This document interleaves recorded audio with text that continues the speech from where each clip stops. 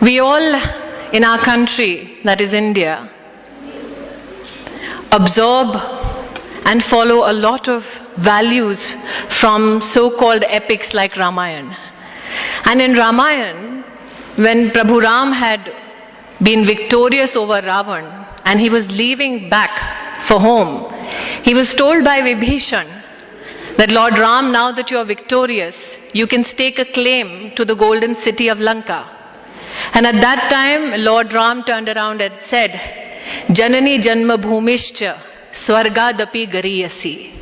That my motherland, my mother, is so beautiful that she is greater than all the heavens that human beings seek to achieve.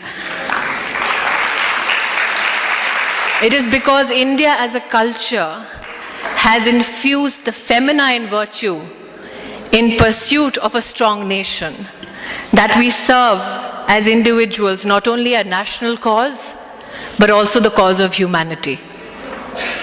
India as a nation, as a culture, has defined for the world Vasudev Kutumbakam, which means the world is one family. India has been blessed by Gita, wherein Lord Krishna said that if you walk on the path of dharma, if you absorb, if you follow the path of righteousness, then you not only emerge as a true leader, you also serve and bring about a stronger nation and a stronger universe, a stronger world. And it's interesting that today, in this very nation, through this very platform, we talk about globally connecting, we talk about leadership that helps us connect. Ms. Anderson spoke about conflict, which is one of the worrying factors when people converge on a global platform and talk about nation building, national interests, and interests of humanity. Well, to downsize it a bit, Ms. Anderson, I have forever been in conflict with a lady called Rita Bahuguna Joshi, who belongs to a political ideology not similar to mine. But when I walked in, she embraced me warmly. And with a wink and a smile, she said, I embrace you not because you're BJP, I embrace you because you're a woman.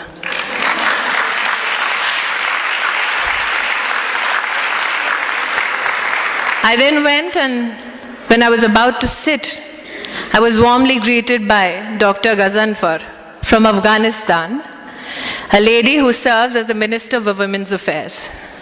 We don't know each other's language, but we all knew just one thing, that we culturally connected, and especially so because we are both women in the field of politics. I know that conflict arises when there is widespread poverty. Conflict arises when there is illiteracy. Conflict arises when there is a race to take ownership of resources. But I also know that when women are put at the helm of affairs, conflict has this very unnatural way of decreasing. In 1996, a study was put out by Mr. Subba Rao and L. Rainey, which said that if a nation, and 72 countries were a part of this study, that if nations in 1975 had invested in women's higher education, then in 1985, those nations would have seen a decline in infant deaths by 68%. If those same 72 nations had put in all their resources to increase per capita income of every citizen in those 72 countries, the impact on infant deaths would have been zero. Today, when I stand here as a woman, I'm of the opinion that if you truly want to globally connect on issues of humanity, if you truly want to reduce conflict, then one of the first steps that we as a nation, we as a world need to make is to empower women.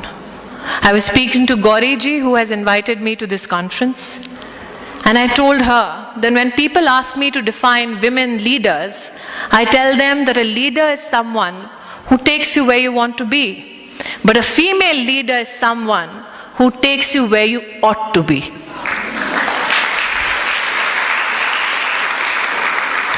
Ms. Anderson spoke about legislation. As a parliamentarian in India, we've had quite a few challenges in the past 1.5 years with regards to women's security. Does it break my heart every time I need to raise my voice in Parliament about a woman getting raped? Yes, it does. Does it break my heart when I discuss statistics with regards to infant girls being killed just because they're girls? Yes, it does. It breaks my heart when I recognize and I realize that over 1 crore girls die in our country every year in a mother's womb, and nobody speaks out for them because children are not vote banks. But at the same time, I wonder, is legislation enough? If we truly seek to empower our nations, our society, the world at large, will legislation be enough? And that's when I reminded myself of a quote by Mahatma Gandhi, who said, "Be the change you wish to see in the world." Kavita ji has been more than generous in my introduction. Apart from the role of Tulsi, the quintessential Bahu, I also had the privilege of discussing socio-political issues on various platforms. And during one of my shooting schedules, I walked into a studio and met a lady who was quietly sitting at a corner of a room. And I was told that this is the lady of the day and I have to interview her. When I walked up to her, I asked her, "Could you give me a little bit of an introduction so that I can say that to the camera?" She looked at me with a very, very subtle smile and said, "Well, introduce me as the mother who tried to kill her daughter. That should suffice." When I asked her why such an introduction, because that seemed quite cruel and inhuman, she said, "Well, that is the fact that I need to embrace and people need to recognize me for what I am."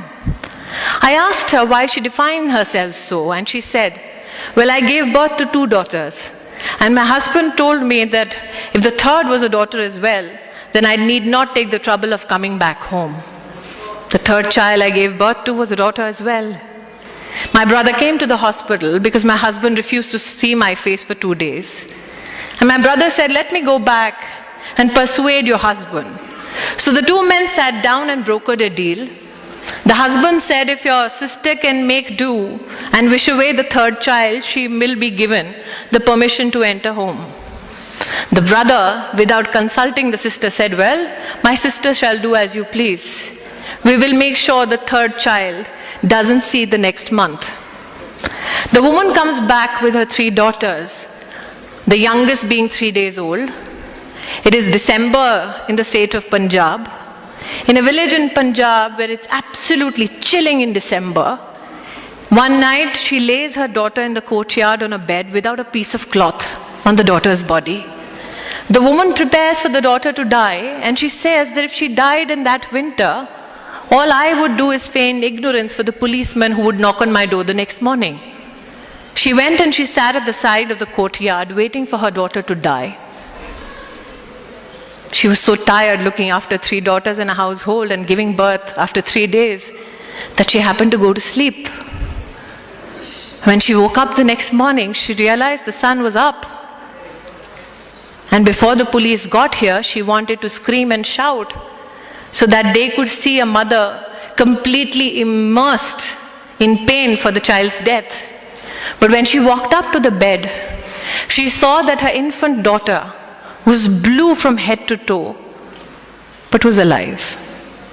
And that's when the woman turned around and told me that I decided, if my 3-day-old daughter could fight death all night, don't I have the capacity to fight for her life and stand up to my husband?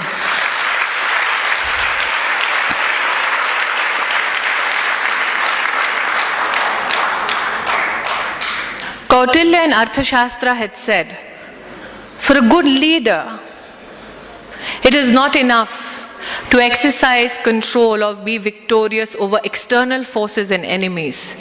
For a good leader, the first priority is to overcome your own burdens, overcome your own flaws, reassert your own humanity, fight your internal enemies, and then you can truly lead the world. I feel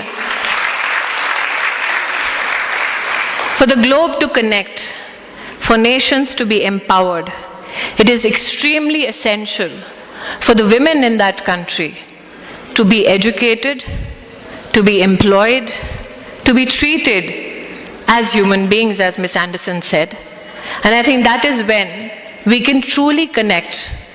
Because what connects me to Ms. Anderson or Ms. Dr. Ghazanfar from Afghanistan is not that we have a political cause that we pursue, not that we have a human rights cause that we pursue, but the only one fact that we are all women who want to pursue that world where every woman is given the right to live her life with dignity, the right to live her life in peace, and the right to live her life in such a fashion that she can encourage others to treat everyone as equals and to provide those opportunities to men and women alike. So once again, a nation that's defined its own cultural ethos by saying, Bahujan Sukhai, Bahujan Hitai, that we as a nation are dedicated to the happiness and welfare of all. I am hoping that the global connect we seek is a global connect that is inspired by India's idea of Vasudev Kutumbakam, that we are one family who will resolve and rise above every conflict, for we as a world come together and serve not individual national interests, but also interests of humanity at large. Thank you so much.